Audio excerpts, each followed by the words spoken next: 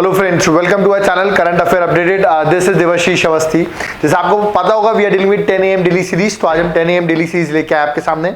और आज के क्वेश्चंस में आप बता दूं, ये वैसे वीडियो नंबर 37 है, मतलब लेक्चर नंबर 37 पे आ गए। मैं आपको बता दूं आज का जो लेक्चर है उसमें करंट अफेयर्स के क्वेश्चन ज़्यादा है, क्योंकि आपको पता हो करंट अफेयर्स का एक इंपॉर्टेंट वेटेज होता है किसी भी एग्जाम में। तो थोड़ी टिपिकल मैंने करंट अफेयर्स के क्वेश्चन आज ज़्यादा लिए हुए हैं। तो चलिए देखते हैं और एंड में देखते हैं आज का कट ऑफ कौन क्लियर कर पाता है। आज का कट ऑफ जो होने वाला है that is going to be 5 marks. तो जो 5 क्वेश्चंस करेक्ट करता है that is going to be the cut off. तो चलिए स्टार्ट करते हैं आज की सीरीज। देखिए पहला क्वेश्चन आपके सामने है, with reference to release climate change performance index 2020। तो याद रखिएगा the question is related to climate change performance index 2020। Okay, तो कौन से स्टेटमेंट करेक्ट हैं ये पूछा गया है। ऑप्शंस आपके सामने, पहला है कि ये इंडिपेंडेंट मॉनिटरिंग टूल है जो ऑफ कोर्स एनवायरनमेंट से रिलेटेड परफॉर्मेंस मेजर करता है। सेकेंड, इसको पब्लिश जो करता है वो है IPCC, that is inter governmental panel on climate change. And third option है, पहली बार जब इसकी रैंकिंग आई 2020 में तो इंडिया जो था वो टॉप 10 कंट्रीज में उसकी रैंकिंग थी। तो इनमें से कौन से स्टेटमेंट करेक्ट है। तो अगर आपको आइडिया होगा, ये मैं क्वेश्चन एक बार और पूछ चुका हूं, मैंने बोला था रैंकिंग कमेंट में लिखना, तो बहुत लोगों ने 9th रैंक कमेंट किया था। तो याद रखिएगा फर्स्ट टाइम ऐसा हुआ है कि इंडिया टॉप 10 में आया, थर्ड स्टेटमेंट करेक्ट है। बट याद रखिएगा इसको IPCC पब्लिश नहीं करता, remember it was not release by IPCC। तो याद रखिए intergovernmental panel of climate change को रिलीज नहीं करता है। फर्स्ट स्टेटमेंट और थर्ड स्टेटमेंट दोनों ही करेक्ट हैं। तो इसका correct answer is that is what, it's going to be D, that is 1 and 3। Okay, तो याद रखिए 1 and 3 इसका D आंसर है। बट आपको मुझे बताना है ये क्लाइमेट चेंज परफॉर्मेंस इंडेक्स इसको रिलीज कौन करता है, ये मुझे आप कमेंट बॉक्स में बताएंगे। Inter governmental panel on climate change तो नहीं करता है, तो कौन रिलीज करता है तो आप मुझे ये कमेंट बॉक्स में बताएंगे। ओके, तो पहले क्वेश्चन का answer that is D, 1 and 3। Next question में आते हैं, क्वेश्चन नंबर सेकंड। मैंने आपको ऑलरेडी बता चुका हूं गगनयान से मिशन जो है उससे रिलेटेड एक क्वेश्चन आपको एग्जाम में जरूर मिलेगा। ओके, तो गगनयान मिशन से रिलेटेड क्वेश्चन है, पहला स्टेटमेंट है। याद रखिएगा इससे पूछा गया कौन सा स्टेटमेंट करेक्ट नहीं है, मतलब नॉट करेक्ट है। ओके, तो पहला, it is a first human space mission of ISRO. Second, इसमें हम एस्ट्रोनॉट्स को भेजेंगे, ठीक है, लो अर्थ ऑर्बिट पे अराउंड 300 to 400 किलोमीटर में। ओके, तो लो अर्थ ऑर्बिट में हम अपने एस्ट्रोनॉट्स को वहां भेजेंगे, मतलब ह्यूमनॉइड मिशन है। और सेकेंड है इसरो इसके लिए PSLV सैटेलाइट, याद रखिएगा ISRO is going to use PSLV, मतलब जो लॉन्च व्हीकल होने वाला है वो PSLV होने वाला है, रिमेंबर इसके लिए। तो इसमें से कौन से statement related to Gaganyaan mission correct है, तो सॉरी रॉन्ग है। ओके, तो yes it is a first space, correct है, ये भी करेक्ट है। रिमेंबर जो थर्ड स्टेटमेंट है PSLV से नहीं छोड़ रहे हैं। ओके, हालांकि लॉन्चिंग व्हीकल PSLV नहीं है, तो इसका करेक्ट आंसर 3 ओनली हो जाएगा, क्योंकि 3 ओनली गलत स्टेटमेंट है। आपको मुझे बताना है कि हम गगनयान मिशन में कौन सा लॉन्चिंग व्हीकल यूज करने वाले हैं, ये मुझे आप कमेंट बॉक्स में बताइए। ओके, चलिए नेक्स्ट आगे बढ़ते हैं। Question number third, it is related to national Ganga council, again which among the following statement are correct. पहला स्टेटमेंट है कि नेशनल गंगा काउंसिल जो है, याद रखिएगा सुपरिटेंडेंस डायरेक्शन ये रिवर गंगा और एंटायर रिवर बेसिन का देखती है। सेकेंड स्टेटमेंट इसका जो चेयरमैन है वो यूनियन मिनिस्टर ऑफ जल शक्ति मिनिस्टर जो है वो हैं। थर्ड, ये हर साल मीट करती है और मोर भी मीट कर सकती है अगर नेसेसरी है। तो कौन से स्टेटमेंट करेक्ट हैं, तो पहला स्टेटमेंट तो आपको पता चला होगा पढ़ के ही, करेक्ट है। सेकंड स्टेटमेंट रॉन्ग है। रिमेंबर जो यूनियन मिनिस्टर ऑफ जल शक्ति है, रिमेंबर वो वाइस, याद रखें आपको, चेयरमैन होते हैं, जो इसके चेयरमैन है वो है प्राइम मिनिस्टर, मतलब Narendra Modi is a chairman. Second statement wrong है, थर्ड भी करेक्ट है, तो 1 and 3 are correct, that is B option is correct. Okay, तो याद रखिएगा इससे भी रिलेटेड क्वेश्चन आ सकता है एग्जाम में, तो correct answer that is 1 and 3। Okay, next question में फोर्थ में आते हैं। ये क्वेश्चन है 7th इंडियन इकोनॉमिक सेंसस। याद रखिएगा ये इससे रिलेटेड कौन से स्टेटमेंट इनकरेक्ट है, याद रखिए करेक्ट नहीं पूछा मैंने, इनकरेक्ट पूछा है। पहला, इसको कंडक्ट करता है इस इंडियन इकोनॉमिक सेंसस को ministry of statistics and programme implementation, पहला स्टेटमेंट।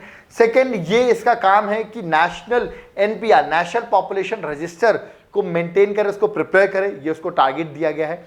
तो कौन से स्टेटमेंट करेक्ट है आपको बताना है, सॉरी इनकरेक्ट है। फर्स्ट स्टेटमेंट इज करेक्ट, याद रखिएगा इसको कंडक्ट मिनिस्ट्री ऑफ स्टैटिस्टिक्स ही करता है, remember, but second statement incorrect है, तो आंसर क्या हो जाएगा, दैट इज 2 ओनली। तो आपको मुझे बताना है इसका फिर एम क्या है। अगर इसका एम नेशनल पॉपुलेशन रजिस्टर नहीं है तो इसका एम क्या है ये आप मुझे कमेंट बॉक्स में बताएंगे। Okay, the aim of Indian economic census, okay, जो 7th होने वाला है। ओके, चलिए नेक्स्ट, तो इसका आंसर 2 ओनली, क्योंकि इनकरेक्ट स्टेटमेंट था। नेक्स्ट एक मैंने आपको डिक्लेरेशन दी है, दैट इज शर्म अल शेख डिक्लेरेशन। ओके, एक्चुअली जो COPs होती है ना, कॉन्फ्रेंस ऑफ पार्टीज, उन्हीं की एक मीटिंग से, याद रखिए कन्वेंशन से कॉन्फ्रेंस ऑफ पार्टी की मीटिंग से ही एक डिक्लेरेशन हुआ था। ये डिक्लेरेशन किस सीओपी के थ्रू है, मतलब किसकी मीटिंग हो रही थी उसके सीओपी में ये डिक्लेरेशन साइन किया गया है। ऑप्शंस आपके सामने, you can mark the correct answer if you know, if you don't know it's okay. हम उसको अपडेट करने ही आए हैं, आपको अपडेट करना है और मुझे बताना है ये शार्म अल शेख डिक्लेरेशन किससे रिलेटेड है। ओके, इसका correct answer is D, that is convention on biological diversity. So remember, convention on biological diversity से रिलेटेड है ये डिक्लेरेशन। तो आपको नाम से ही पता चला, कुछ बायोलॉजिकल डाइवर्सिटी से रिलेटेड स्टेटमेंट होगा, उसी से रिलेटेड कुछ इसका एम होगा, वो आप मुझे कमेंट बॉक्स में बताएंगे कि Sharm el Sheikh declaration is related to what. But याद रखिएगा, जो सीओपी हुई थी कन्वेंशन ऑन बायोलॉजिकल डाइवर्सिटी, अब यही बताना है ये डिक्लेरेशन, ये जो सीओपी हुई है ये कहां पर हुई है, ये भी आप मुझे कमेंट बॉक्स में बताएंगे। नाम पढ़ के आपको लोकेशन थोड़ा सा आइडिया लग रहा होगा, ठीक है। तो इसका correct answer is that is D. Okay, तो आप मुझे कमेंट बॉक्स में बताएंगे कि ये डिक्लेरेशन कहां पर साइन हुई है। ओके, चलिए नेक्स्ट, UN 75 ये एक इनिशिएटिव है, ठीक है। ये रिसेंटली न्यूज में था। तो ये इनिशिएटिव किस लिए न्यूज में, ये क्वेश्चन मैंने आपसे पूछा है। मे बी टिपिकल क्वेश्चन हो सकता है आपके लिए, आपने करंट अफेयर्स में नहीं पढ़ा हो, ठीक है। दिसंबर के टाइम पे न्यूज में था, United nation 75 initiative. Okay, options आपके सामने, आई थिंक आपने रीड कर लिए होंगे। पहला इंडिया ब्राजील से रिलेटेड है, दूसरा UN के ग्लोबल विजन से रिलेटेड है, थर्ड आइलैंड से रिलेटेड है, फोर्थ जो है united nation development programme African countries से रिलेटेड है। तो आई थिंक अगर आपको बताओ, ऐसे क्वेश्चन बहुत यूपीएससी पूछता है, जो भी रिसेंटली न्यूज में रहता है बोल देता है, स्टेटमेंट देता है recently news, why direct question होता है। अगर आइडिया है तो मार्क कर सकते हैं, नहीं आइडिया तो you can have to leave this question. इसका correct answer is B. Remember, आपको पता होगा 2045 में, ओके, जो अपना UN है उसके 100 ईयर्स हो जाते हैं, क्योंकि 1945 में यूनाइटेड नेशन वाज फॉर्म। तो याद रखिए, ग्लोबल लिस्निंग एक्सरसाइज होगी UN की, with an aim to build a global vision for its centenary year on that is 2045। तो उसके लिए ग्लोबल विजन तैयार करने के लिए ये UN 75 इनिशिएटिव रिसेंटली न्यूज में आया है। ओके, चलिए नेक्स्ट क्वेश्चन में आते हैं, that is question number 7th question में अपन आते हैं अपने सामने, और ये है आपके सामने 7th क्वेश्चन।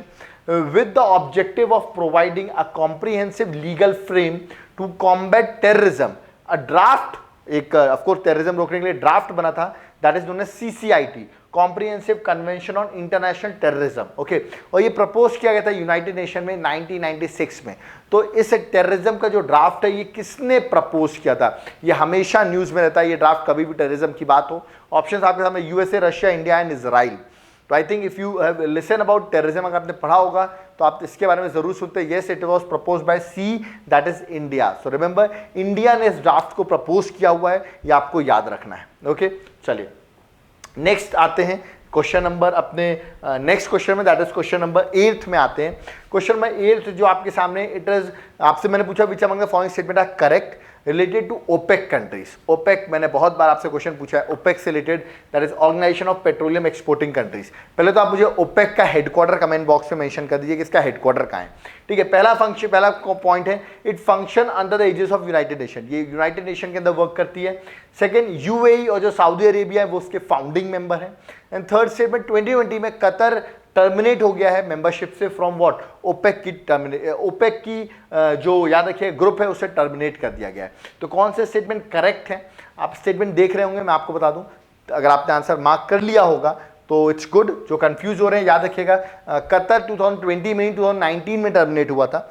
2020 में इक्वाडोर जो कंट्री है, रिमेंबर, जो साउथ अमेरिका में है, वो टर्मिनेट हुई है। तो थर्ड स्टेटमेंट रॉन्ग है। UAE और सऊदी अरेबिया, याद रखिएगा, ये दोनों फाउंडिंग मेंबर जो हैं, याद रखिएगा, ये फाउंडिंग मेंबर नहीं है, इनमें से एक फाउंडिंग मेंबर है और एक फाउंडिंग मेंबर नहीं है। ओके, तो Saudi Arabia is a founding member but UAE founding member नहीं है। ओके, मेंबर तो है but not the founding member. और फर्स्ट स्टेटमेंट तो टोटली रॉन्ग है, ये इंटर गवर्नमेंटल ऑर्गेनाइजेशन है और यूनाइटेड नेशन के अंदर वर्क नहीं करती है। तो आंसर इसका D, none of the above. तो आप देख सकते हैं मैंने क्वेश्चन किस तरह घुमा दिया है, सारे स्टेटमेंट रॉन्ग थे। ओके, तो याद रखिएगा, that is none of the above. Next question 9th में आते हैं। ये it could be a easy question, medieval history से क्वेश्चन है। पृथ्वीराज रासो की बात करते हैं, इसको किसने लिखा है, it was written by whom, Bhavabhuti, Jaydev, Chand Bardai या बाना भट्ट। तो आपको बताना है किसने लिखा है। पृथ्वीराज चौहान की इंपॉर्टेंट उनकी लाइफ के बारे में ये है। मैं आपको बता दूं ये ब्रज भाषा में लिखा गया है। आई थिंक अब तक तो आपने मार्क कर लिया होगा। Yes, answer is C, Chandbardai. Remember, so इसका आंसर ही मैंने लिख रखा है, चंद बरदाई है। Remember, Prithviraj Chauhan famous king, आपने सुना होगा इनके बारे में, और ये ब्रज भाषा में लिखा गया। चंद बरदाई वो कोर्ट पोएट, रिमेंबर वो कोर्ट पोएट थे किंग के अंदर, ठीक है, that is Prithviraj Chauhan. Okay चलिए, और लास्ट क्वेश्चन, क्वेश्चन नंबर 10 जो है अपना, कौन सा दिल्ली सुल्तान था जिसकी डेथ हो जाती वाइल प्लेइंग पोलो? पोलो खेलते वक्त उसकी डेथ हो गई थी। ऑप्शन है कुतुबुद्दीन ऐबक, अलाउद्दीन खिलजी, फिरोज शाह तुगलक और गयासुद्दीन तुगलक। आई थिंक अगर आपको आइडिया होगा तो it would be an easy question. It's yes, correct answer is A, that is Qutubuddin Aibak. तो याद रखिए कुतुबुद्दीन ऐबक का पोलो खेलते वक्त 1210 में इनकी डेथ हो गई थी। आपको पता होगा कुतुबुद्दीन ऐबक ने स्लेव डायनेस्टी की फॉर्मेशन की थी इंडिया में। ओके, तो दिल्ली सल्तनत की फाउंडर स्लेव डायनेस्टी थी और स्लेव डायनेस्टी के फर्स्ट रूलर थे कुतुबुद्दीन ऐबक। ओके, अब आपको मुझे बताना है कुतुबुद्दीन ऐबक की डेथ तो पोलो खेलते हुई, बट कुतुबुद्दीन ऐबक को बरी कहाँ किया गया है? ठीक है, ऑप्शंस मैं आपको दे रहा हूं, दिल्ली या लाहौर। तो आप मुझे कमेंट बॉक्स में बताएंगे दिल्ली या लाहौर, इनको बरी कहाँ पे किया गया? दिस इज द क्वेश्चन जो आप मुझे कमेंट बॉक्स में बताएंगे। Okay, so we have done with the 10 question series. Okay, so 10 AM series का हमने 10 क्वेश्चन आपको कर दिए। आज हमारे क्वेश्चन थोड़े डिफिकल्ट हो रहे होंगे आपको, करंट अफेयर्स से रिलेटेड थे, बट स्टिल आपको कुछ इंफॉर्मेशन जरूर गेन हुई होगी आज की सीरीज से। प्लस अगर आप हमारे सीरीज को पसंद करें, जरूर लाइक शेयर सब्सक्राइब करते रहें, और जो मैंने क्वेश्चंस पूछा उनको जरूर कमेंट करें। देखिए अभी इस समय बहुत से इश्यूज चल रहे हैं, चाहे वो बॉलीवुड की बात हो, चाहे वो इंडिया चाइना की बात हो, तो आप लोग उस पर लगे हुए हैं मे बी, और उन वीडियोस को ज़्यादा देख रहे हैं मे बी, इसलिए वीडियो अभी इस टाइम पर ज़्यादा हिट नहीं हो रहा है। It's okay, those are also very important issues, और हम भी इंडिया चाइना पे बहुत अच्छा एक वीडियो लेके आने वाले हैं आपके सामने। ठीक है, तो आप इन इश्यूज़ को भी देखते रहिए। ऑफकोर्स वो भी एक इमोशनल इश्यूज़ हैं, बहुत से इश्यूज़ हैं उसमें, बॉयकॉट चाइना की बात करता हूँ मैं, तो इंडिया चाइना आपके पर्सपेक्टिव से भी इंपॉर्टेंट इशू है, तो आप उसको देखिए, कोई दिक्कत नहीं है। बट स्टिल जो मैं आपको क्वेश्चन देख रहा हूँ उनको जरूर कमेंट करते रहो, क्योंकि देखो आप उस इश्यूज में लगे रहोगे तो ये वाला भूल जाओगे आप, इसको भी आपको कंटिन्यूअस देखते रहना है, इसमें आपका दोनों एंगल बना रहे। तो ऐसा नहीं कि सिर्फ उसी एंगल में अपन चले गए और इस एंगल को बिल्कुल भूलते जा रहे हैं। ओके, सो आप लोग कमेंट करते रहें, जो मैंने आपसे क्वेश्चन पूछे उसको जरूर कमेंट करें। और अगर आप हमारी टेस्ट सीरीज ज्वाइन करना चाहते हैं, क्योंकि अगला पेपर जो होने वाला है वो फिजिकल ज्योग्राफी में है, और it's going to be very interesting. वो पेपर मैं ऑलरेडी सेट कर चुका हूँ, कल ही मैंने रात में उस पेपर को खत्म किया है, उसमें बहुत दिमाग लगाया गया उस पेपर को बनाने में, और आई थिंक जो लोग जिन्होंने टेस्ट सीरीज ज्वाइन किया उनको मजा आएगा इस बार का पेपर देने में, और जिन्होंने मेरे वीडियो लेक्चर्स देखे होंगे फिजिकल ज्योग्राफी के, तो it would be very easy for you. अगर नहीं देखे होंगे तो मे बी ये इस बार का पेपर आपके लिए डिफिकल्ट हो जाएगा। पॉलिटी ऑलरेडी आपने पढ़ रखी है मुझसे बहुत बार, तो ईजी लगता है आपको polity, but physical geography is going to be it's not going to be easy topic. Okay, so I think आपने वॉल्केनिज्म जो मेरा स्केड्यूल है, जिसने स्केड्यूल नहीं देखा है, डिस्क्रिप्शन बॉक्स में मैंने स्केड्यूल ऑलरेडी लिंक दी हुई है, आप स्केड्यूल देख सकते हैं कब पेपर किसका होने वाला है और क्या क्या आपको प्रिपेयर करना है। आप अपने साइड से प्रिपेयर करें, बाकी क्वेश्चंस जो आएंगे इट्स ओके, हम उसका एक्सप्लेनेशन भी देंगे, गलत भी होते हैं तो कोई दिक्कत नहीं है, बट एटलीस्ट आप ट्राई करते रहें, जितना आप ट्राई करेंगे उतना बेटर है। ओके, तो ट्राई करते रहिए, कम मार्क्स आए कोई दिक्कत नहीं, कोई यहाँ पर आपके मार्क्स में कहीं पब्लिश नहीं कर रहा हूँ। ओके, आप बस पेपर देते रहें, आपके नेगेटिव मार्किंग भी आए, नेगेटिव मार्क्स चले जाएं, कोई दिक्कत नहीं, but still you have to attempt, क्योंकि आपको एग्जाम तो देना ही है, इसको तो आपको फेस करना ही पड़ेगा। तो क्यों ना हम अभी से फेस करते हैं और 2021 का जो आपका अटेम्प्ट होगा उसको क्लियर करते हैं। तो इसीलिए मैंने वो टेस्ट सीरीज स्टार्ट की है। जिसको इस टेस्ट सीरीज के बारे में आइडिया नहीं है, स्केड्यूल दिया हुआ है, हमारी वेबसाइट दी हुई है, प्लस इवन कॉन्टैक्ट नंबर भी मेंशन है। आपका कोई क्वेरीज डाउट हो तो आप उस पर कॉन्टैक्ट कर सकते हैं। Thank you.